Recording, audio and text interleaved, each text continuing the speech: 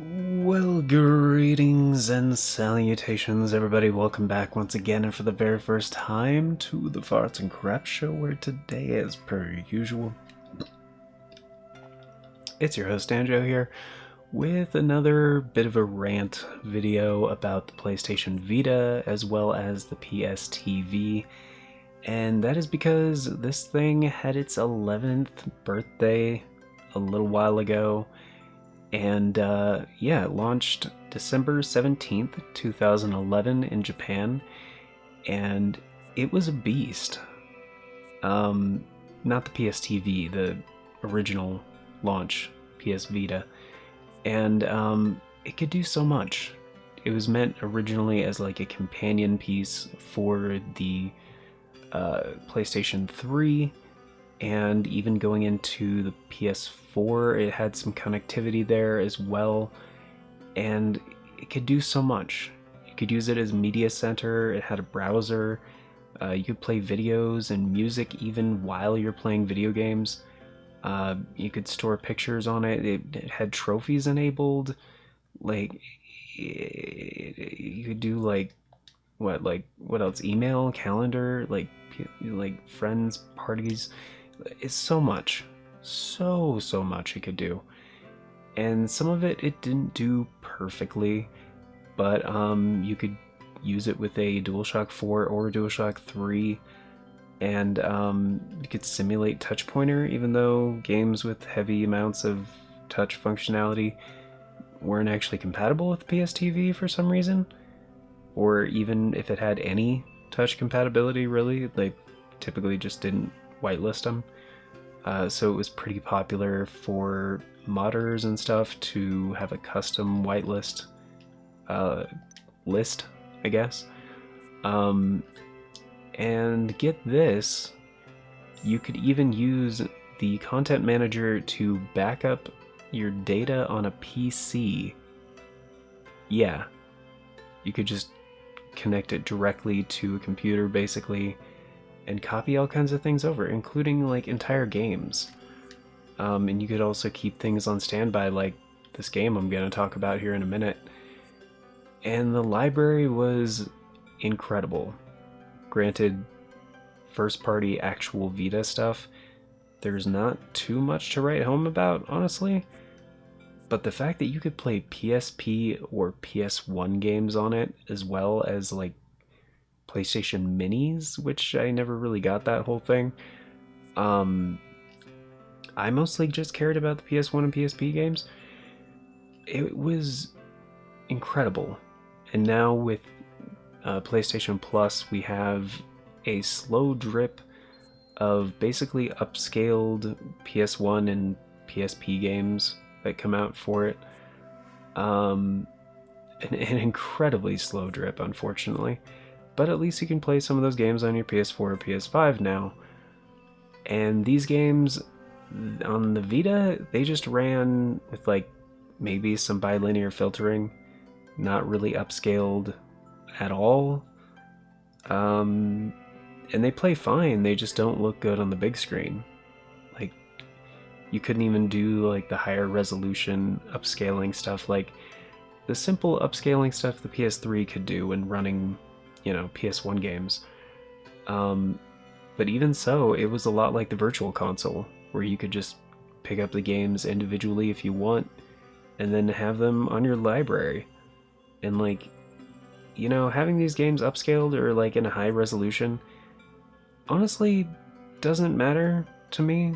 And like tons of other people that are into retro gaming, they're completely fine just playing these games in their original resolution. Especially if they have an art style, hint hint, that's lends itself to lower resolutions. But then you had fully 3D games that just kind of look like ass, like Monster Hunter Freedom Unite or E7. And it kind of just had a lot of some of the best games from those platforms. Like, sure, we don't have freaking Chrono Trigger on a lot of platforms nowadays. I have it on my Vita because the PS1 version was like $10. Same with Grandia, same with Xenogears, and especially if you're a retro games collector, some of these games are stupid expensive nowadays. Like it's just it's mind-boggling how much some people are asking for some of these. And considering Sony kind of backtracked and decided not to close the Vita and PS3 stores, at least for the foreseeable future, it's kind of great because I was just looking into some of the prices for some of these, and yeah, Muramasa Rebirth physically goes for like over 100. Tales of Hearts R like can get into about 250-ish, somewhere in that range. And yeah, I mean these are physical copies, but like you can just hop on PSN on one of these devices and pick these up for, you know, a fraction of that. Like I think they go for like 30 or 40 or something, and they're great. And these two games particularly are still exclusive to the system. Like Muramasa, granted, was originally on the Wii, so you could try to get it for the Wii and play it on a Wii U, which is kind of a modern console.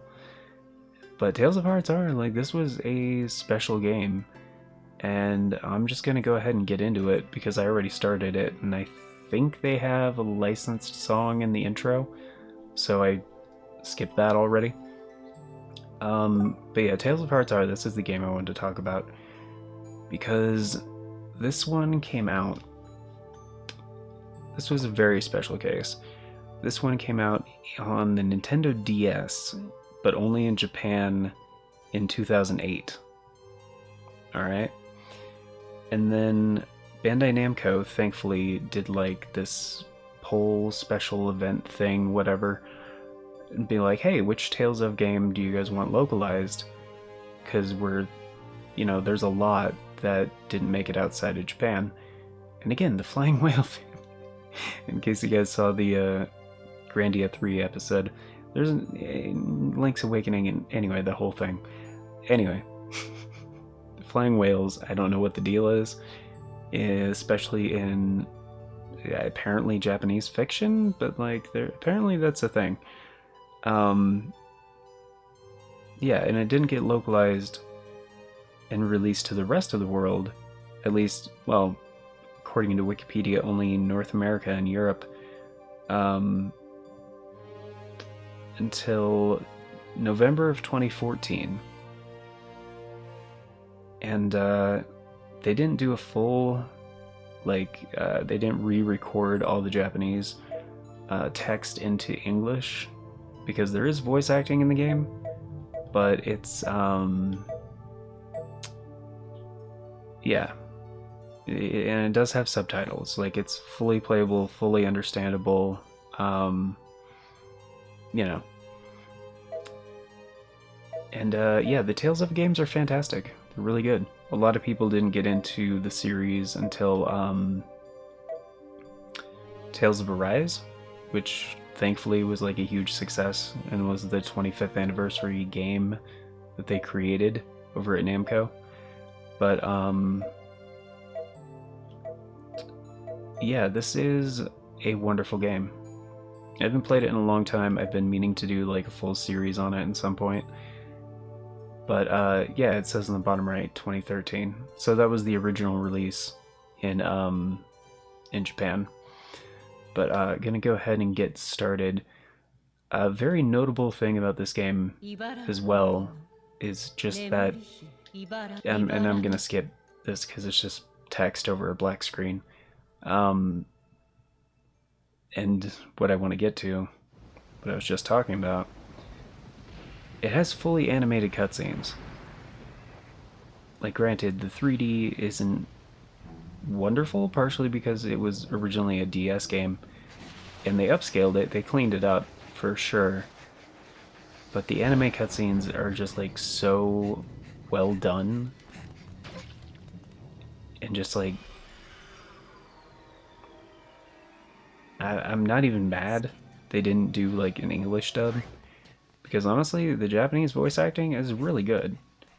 And like, if you're used to watching like anime in Japanese with like English subtitles, or you know, whatever language subtitles, it's probably not a deal breaker for you. But yeah, I mean, this is a beefy game too. Like, it's quite long. And the Vita just had so many bangers. Like, Muramasa Rebirth is a great action game. And I bring all this up because, like, the Vita was incredible. It still is incredible, honestly. Like, it's not as powerful as the Switch. The screen on the handheld was, like, a lot smaller. It was, like, 4.3 inches or something.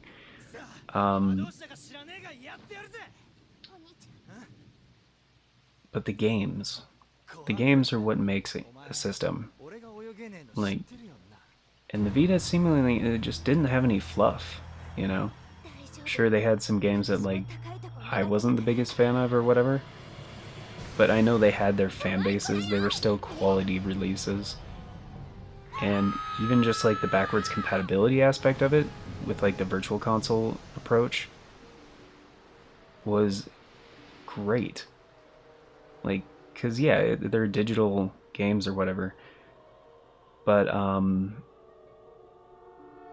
just to have those for, like, a couple bucks a pop, like you can't get Chrono Trigger for the PS1 for $10 unless you get it digitally on a Vita or a PS3.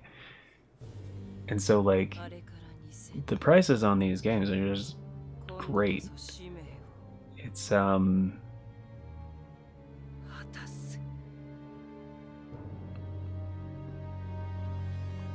it's something people can still take advantage of.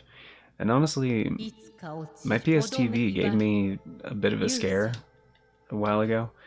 I was afraid it got, like, water damaged, which would have been really, really not great, because honestly, PS TVs are not cheap anymore.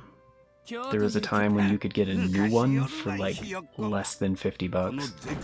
Not the situation anymore. At all. At all. Like, you can get a used one for about 200.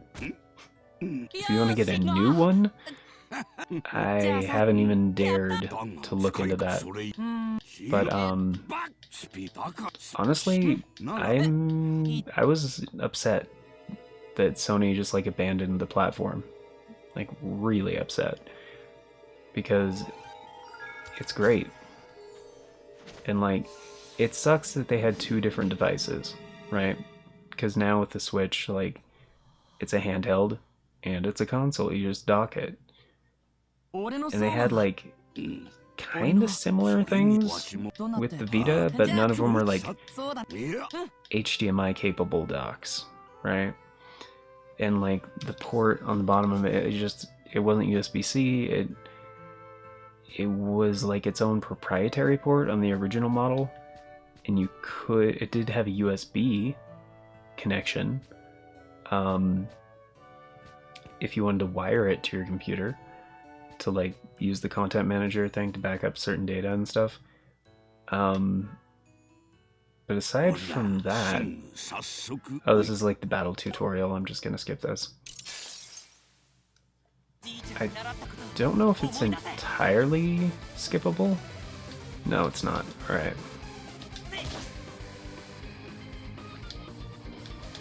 So I'm just gonna kind of go through all the prompts real quick.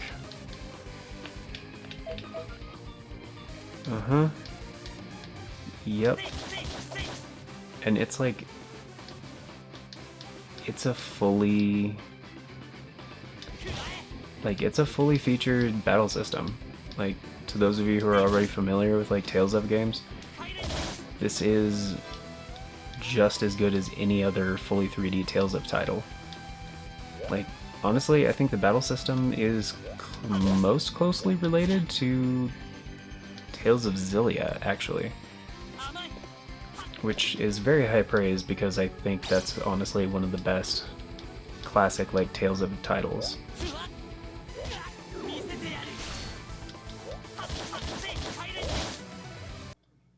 There we go.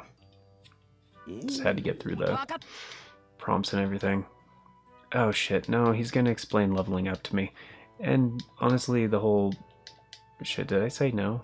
Oh, anyway. And they have the skits as well, just like, honestly, the voice acted like things in between, which is optional, but honestly, they're also really well done. Like, they really are. And like, full analog, like, run around, granted. Was that a random encounter?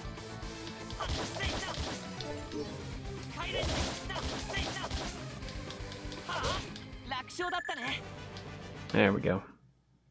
So I guess, I guess there's random encounters. I forgot about that. It's been a long time since I played this, but yeah, like it holds up super well. Like, super well. And especially having this kind of RPG in like 2014 on a handheld was incredible. And the fact that it was specifically for the Vita. Like, and it was a native port. You know, it wasn't some like quick and easy like port job. They, you know, they cleaned it up a lot. Like, DS games don't look this good. Just 3DS? Sure. Original DS? No, not even close. So I'm not gonna say it was a full remake. Remaster and native port? Yeah, definitely. And it's just really good, even if you don't care about the story. Like, the environments are great. The music is top tier. Yeah, I'm supposed to discover the girl on the beach, right? And another cutscene, man. Like, the amount and quality of like anime cutscenes in the game, it's so well done. And it's like, yeah, the graphics are limited, the platform is limited, but anytime they need to express more, you know, the cutscenes are so well done. They add like so much life and detail to the game. And yeah, I'm sorry, I'm not doing like a full thing. I'm just trying to make progress right now. But yeah, super good. It's super good. It's a fantastic game. And like, even stuff like this, they're just like, the skits are done in such a way where even just like little asides like this, like, it's not fully animated, sure, but they have like all the different profiles and stuff. It gets the point across like very succinctly. But and then, you know, you can talk to all kinds of people, do some different stuff in the towns, mess around with the pigs, go shopping, and just it's one of the greats in my opinion. Like, this is hands down still probably in my, I would probably even say top 10 classic JRPGs. Like, yeah. And I think by classic, like, it depends who you ask, I would say at least 10 years old. Like, because, you know, it's easy to say, like, okay, well, Tales of Arise was the best one in the series. Probably. It's also the newest one. Like, it's not really a fair comparison, you know what I mean? I don't know if I'm supposed to go this way or the other way. It doesn't really matter, does it? Oh, this is the way I came. But yeah, the Vita, just like, and at any time, you can just PlayStation button, pause what you're doing, do something else. I think the only limitation, I don't remember if this is true or not, is if you start a different game, it'll close the current game you have, but you could, you know, pretty much do all the other stuff. So like, even just it's kind of has Dreamcast vibes, where they tried to do too much, like without the hardware to really be able to do it well. But getting back to my point, like, if they just made a successor, like a Vita 2, it could be incredible. Like, just a few little things. It could be almost the same system, but make it dockable. Because people don't want to buy two different units, one to connect to the TV and one to have as a handheld. That just wouldn't fly. And it wouldn't compete with the Switch. Sorry, it wouldn't. Just like have it be a handheld, but you know, you can like dock it, you know? And just backwards compatible with the Vita, obviously. And you know, since they're keeping the store open and everything else, you know, just everything on there, but upscale the PS1 and the PSP games. Like, especially, like, even if it's just for docked mode. Because honestly, on a small enough screen, it doesn't matter. If you're playing this on like a 50-inch, like, you know, nano LCD, whatever, 4K, like, it's not gonna look good. But it could. It could. It definitely could. I mean, I'm upscaling this to record this because this is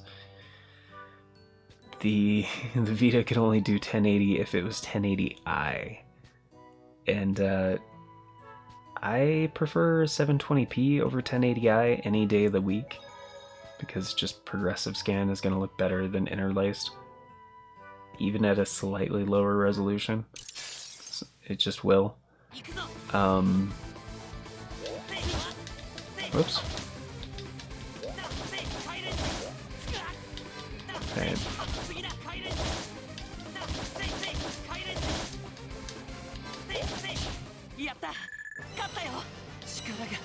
And yes, I'm just button mashing a little bit because I'm not, like, you know, focusing on the game as much as I could be. Again, another anime cutscene. Like, this game has so many of them, and they just breathe so much life into the game. It's incredible. Oni-chan.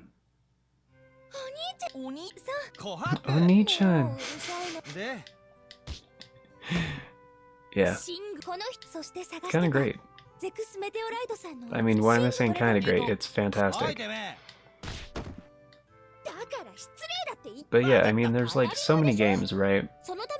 For like PS4 and the PS5, where they don't need the full power of even the PS4. Like, especially with games with more simplistic styles and stuff like that. Perfect recent one that comes to mind, River City Girls 2, or Teenage Mutant Ninja Turtles Shredder's Revenge, right? Or even, like, you know, like Streets of Rage 4, basically any pixel art style game, or it's tons of stuff, you know, and we've seen these kind of games be multi-platform releases and be it run on the Switch and the PS5, and there not really being a noticeable difference. There are so many games you could release for the Vita too. Like, granted, it would have to be stronger than the current Nintendo Switch, but the current Nintendo Switch is like a 1 teraflop system, you know? It's a very simple NVIDIA Tegra 1, I think, if I remember right. Whereas this is like an ARM-based system. I think it's like an ARM 7? SoC? That's the term. System on a chip. Yeah. But, and yeah, we've seen so many smaller ARM-based devices. So many. And I didn't really catch what happened there. Okay, sure. Wait, we got a what? Sorry, what's the thing? Got to get away from her? Okay, alright. If you say so, man. It's just kind of strange that, like, the Switch is the only system, like, in the current, like, you know, video game market from, like, one of the big three that's a handheld. Like, we used to have like so many handhelds, even like from basically every company. Like Sega was big into handhelds for a while. I mean, Sony got into it obviously with the PlayStation Portable, and I think even Microsoft is planning to have like a handheld companion device for the Xbox One, I want to say. I mean, that never came to be, obviously, but still, if done correctly, it could have been great. And like, Sony's been sitting pretty for a while. Like, PS4 is a massive success. You know, they're definitely doing well at this point. So I feel like they have enough wiggle room to, even if they did a Vita 2 and it flopped, they would still be fine. And that's the thing, the Vita flopped, yeah, but they barely advertised the thing. Like, people didn't really know what the Vita was, because, you know, Sony didn't really talk about it. They didn't, you know, they didn't try to push it. They didn't try to be like, explain why. Sure. They didn't try to explain to the customers why it was great. And it was. It was like, it still is, obviously. So I think that's it. I think that's about it. Just like, try it again, update the design, you know, make it actually like powerful enough to have multi-platform releases on it. Because like, if you're first party, oh shit, for your entire, I probably could have bought potions or armor. Yeah, that's a problem.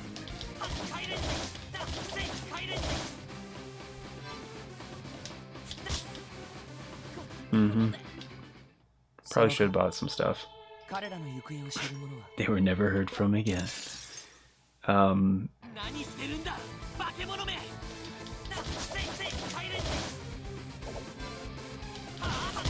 Probably not fight like a pile of ass here.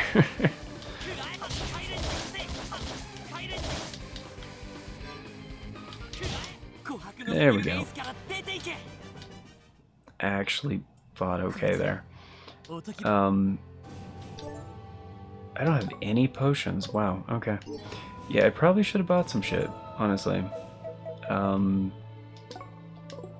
Skills? Do I have skills? Can I upgrade some stuff?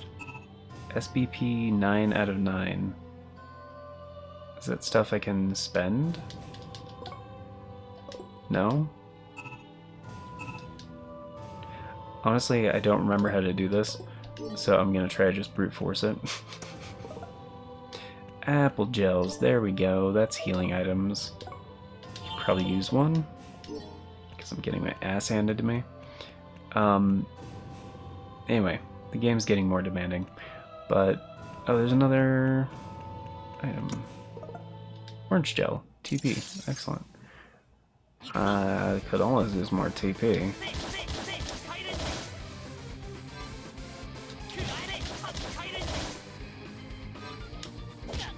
Damn it. There we go. Hey, gotta level up. Great. SBP plus 9. I don't remember how the level up system works on this game, but obviously... Oh, that's what I'm supposed to do. Press up or down. Plus 1. Gotcha. Okay, that's why I was sucking ass.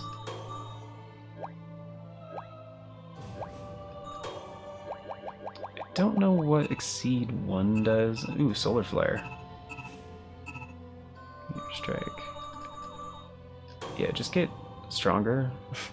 Probably. Let's get Solar Flare too. I think that's an art, honestly. Yes. Body blow, shield impact, inflicts internal damage. Sends beam of light racing from the end user sword. Yeah, that seems good. And having more moves seems beneficial. It's It's probably arts, not skills. Yeah, Corsair Slice, right. Let's have down be Meteor Strike, and then Solar Flare be to the right. Just to make things a little bit easier. But yeah, tons of unlockable moves, tons of great shit. This is like such a wonderful game, guys. And like every time I play my Vita for any extended period of time, I'm always like so heartbroken that Sony gave up, honestly. Because it's an incredible system. It really is, with an incredible library. And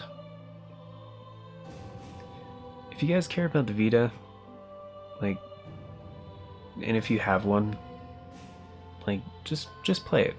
You know, whatever your library is, maybe pick up a game for like way cheaper than it would be to get it for another platform. You know, PSN is still open on these things. I don't know why you can't check the prices of things on like the internet. Like the only way to check the library is actually to access PSN on that device itself, which is kind of confusing because sometimes I just want to look something up, be like, oh, how much is this on PSN, you know? But and like they never made it. See, Sony never even made it clear like which games would work on the PS TV, and like why. Like you don't even like tell people what the compatibility is for this device that you're selling them. Why? Doesn't make any sense. Plus, like with the Vita, like that was kind of the start of remote play. Like you could actually play your PS3 or your PS4 from the handheld, or like, you know, a PS TV as well from like another room, and you could just be like, oh yeah, I'm playing the thing from this smaller device connected to a different TV. And it was just, it even worked over the internet too. I mean, the lag was incredibly high and made it unplayable, but you could do like a local thing where it was pretty minimal, honestly. It was kind of like playing things on the gamepad on the Wii U, if you're familiar with that. But yeah, like Vita's great. Or just, you know, start just post something somewhere about how the Vita, what the Vita means to you, like why it's special, like what games we need ports of, or where's the Vita 2? Like, I mean, come on. Like, if, not if, but when, like, Nintendo releases, like, the follow-up to the Switch, it's gonna be massive. And it's gonna hit in a market with, like, no other, like, first-party handhelds, you know? Like, Sony doesn't have one, Microsoft doesn't have one. Nintendo's the only one. Sure, you have all these other ones from, like, Ambernick and Powkitty and Logitech now is getting into it, and Razer and the Steam Deck. But, you know, sometimes you want something that has like a library from that, you know? And sure, from some business guy's perspective over at Sony, it's probably like, well, then we'd have to develop stuff for that platform as well. Like, not necessarily. There's tons of games that would run fine on like lower powered hardware, you know?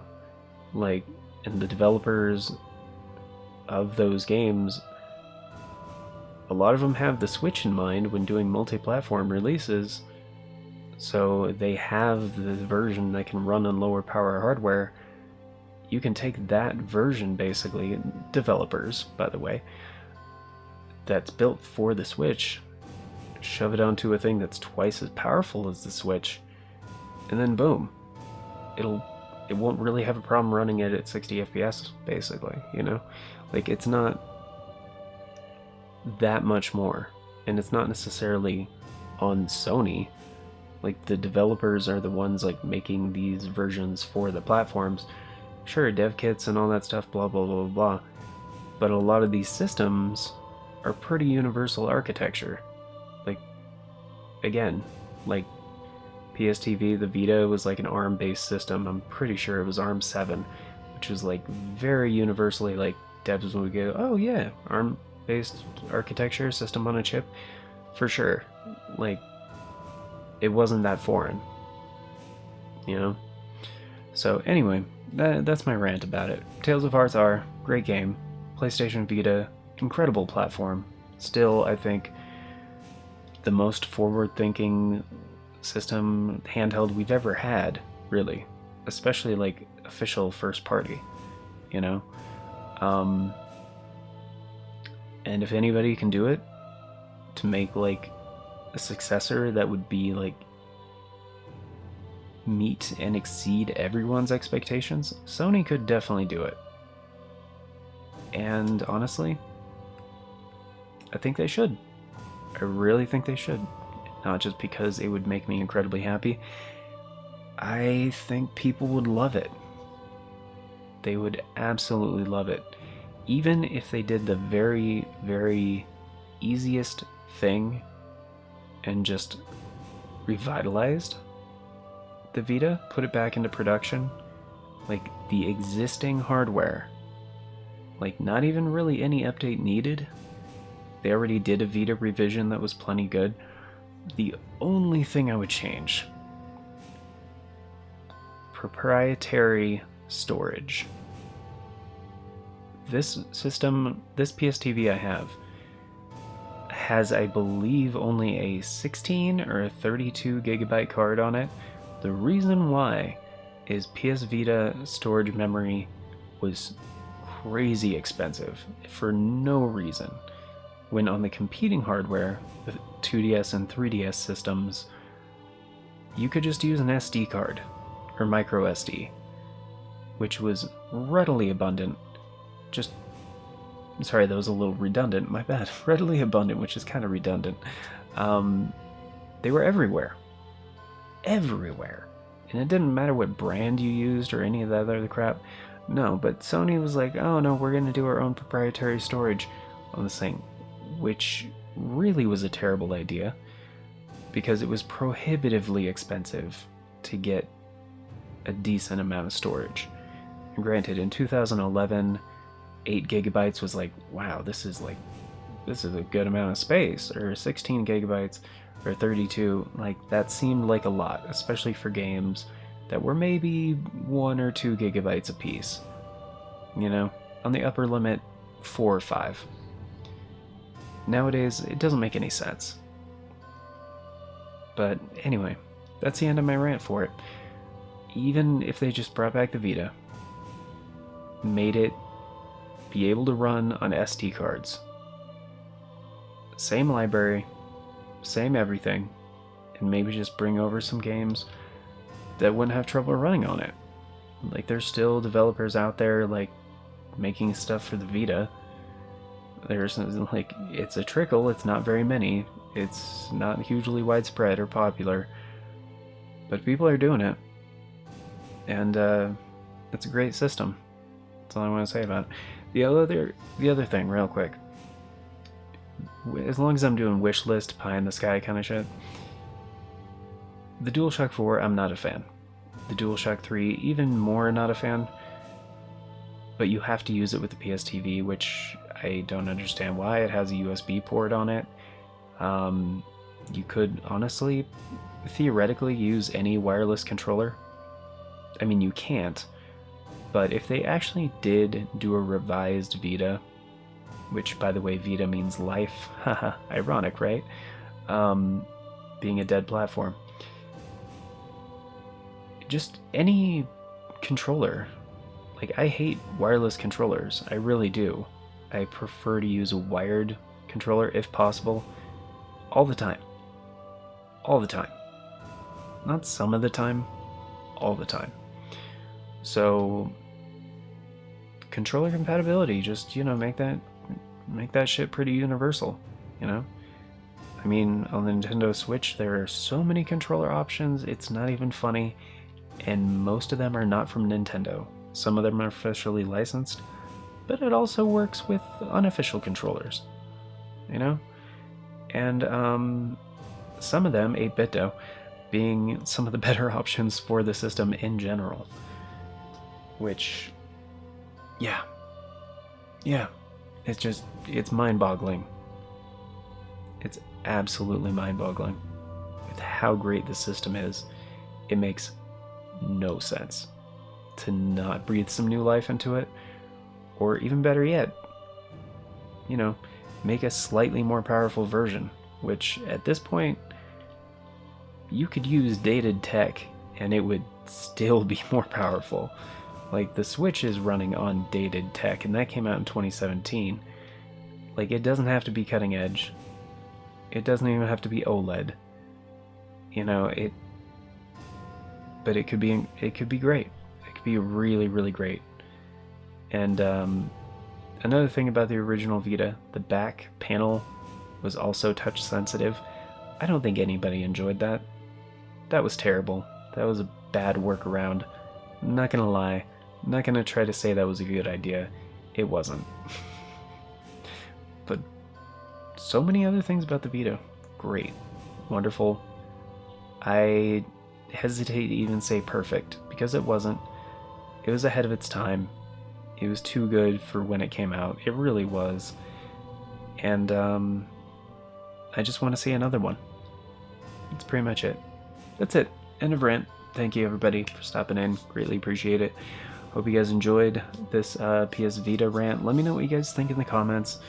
And let's get a discussion going there. That'd be pretty cool. And yeah. Anything else? You guys know how to use YouTube. You guys made it this far. Thank you so much for being here.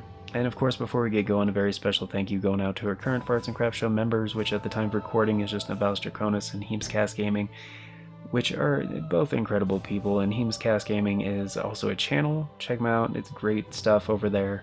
And if you guys want to be incredibly, incredible and generous and all those things, check out the join button down below. Tier start at $3 a month, so only 10 cents a day gets you into all the basic stuff. And until next time, everybody, take care and play some Vita.